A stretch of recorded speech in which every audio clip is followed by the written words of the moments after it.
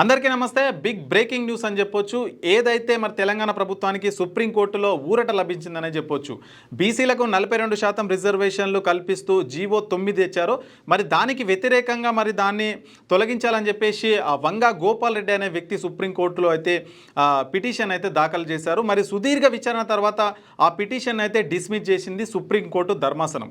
మరి ఎందుకు చేసిందంటే అప్పటికే ఇదైతే అక్టోబర్ 8న హైకోర్టులో పెండింగ్లో ఉంది. అదే సేమ్ దానికి సంబంధించే బీసీలకు 42% రిజర్వేషన్లు ఇస్తూ తెచ్చిన జీవో 9ని అయితే వ్యతిరేకిస్తూ మరి హైకోర్టులో కూడా పిటిషన్ అయితే వేశారు. మరి ఇక్కడ ఇది విచారణలో ఉండగానే మరి అక్కడ విచారణ ఎందుకు అని చెప్పేసి కూడా సుప్రీంకోర్టు అయితే ఎవరైతే పిటిషనర్స్ ఉంటారో వారి తరపు న్యాయవాదులను అయితే ప్రశ్నించింది. మరి అక్కడ పెండింగ్లో ఉన్నప్పుడు ఇక్కడ ఎందుకు వచ్చిరంటే హైకోర్టులో ఏదైతే ఉందో మరి అక్కడ స్టే ఇవ్వలేదు, అందుకనే ఇక్కడికి సుప్రీంకోర్టుకు వచ్చామని అయితే వాళ్ళు చెప్పడం జరిగింది. మరి అక్కడ స్టే ఇవ్వకపోతే ఇక్కడికి ఎట్లా వస్తారని చెప్పేసి కూడా మరి సుప్రీంకోర్టు ధర్మాసనం అయితే సూటిగా ఎవరైతే మరి పిటిషనర్ న్యాయవాదులు ఉంటారో వాళ్ళని అయితే ప్రశ్నించడం జరిగింది.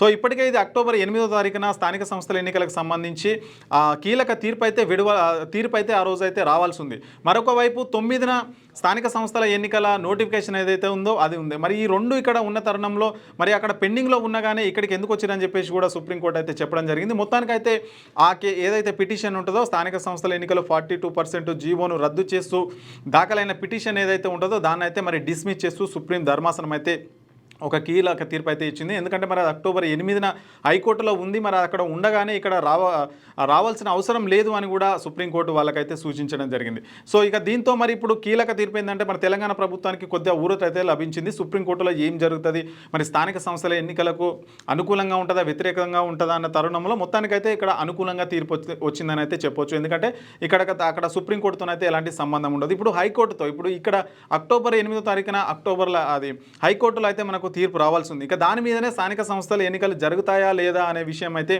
ఆధారపడి ఉంది. మొత్తానికైతే ఇక 2 రోజుల వ్యవధిలోనే మరి ఏం జరుగుతుంది, స్థానిక సంస్థల ఎన్నికలు జరుగుతాయా లేదా అని చెప్పేసి కూడా మనకైతే పూర్తి డీటెయిల్స్ అయితే ఇంకా రాబోతాయి. మరి జీవో ఏదైతే 9 అంటే బీసీలకు 42% రిజర్వేషన్ కల్పిస్తూ ఇచ్చిన జీవోను కూడా కొట్టివేయాలని సుప్రీంకోర్టుకు వెళ్ళిన తరంలో అక్కడైతే దాన్ని డిస్మిస్ చేశారు. ఇప్పుడైతే ప్రస్తుతం అయితే మరి ఇది అక్టోబర్ 8వ తారీఖున అయితే ఇక్కడ తీర్పు అయితే రావాల్సి ఉంది. ఇక దాని మీదనే స్థానిక సంస్థల ఎన్నికల నిర్వహణ అయితే ఆధారపడింది. మరి ఆల్రెడీ ఎన్నికల కమిషన్ అయితే ఆ డేట్లు కూడా మొత్తం ప్రకటించడం జరిగింది ఎన్నికలకు సంబంధించింది. మరి 8వ తారీఖు ఏం జరుగుతుందా అనేది ప్రతి ఒక్కరిలో ఇక ఉత్కంఠగా ఎదురు చూస్తున్నప్పటికీ సుప్రీంకోర్టులో అయితే మొత్తానికి తెలంగాణ ప్రభుత్వానికి ఊరట లభించింది. ఇంకా అక్టోబర్ 8వ తారీఖున అయితే ఏం జరగబోతుందనేది ప్రజలు కూడా ఆసక్తిగా ఎదురు చూస్తున్నారు. ఇంకా మీ వ్యాపారం అభివృద్ధి కావాలని కోరుకుంటున్నారా?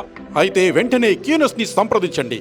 Schools, colleges, banks, shops, office promotions, land promotions, political promotions, restaurant promotions, hospital promotions, పుట్టినరోజు వేడుకలు, శుభకార్యాలు, వ్యాపారాలు ఏవైనా, సందర్భం ఏదైనా ఇప్పుడే క్యూనస్ ద్వారా తెలియజేయండి.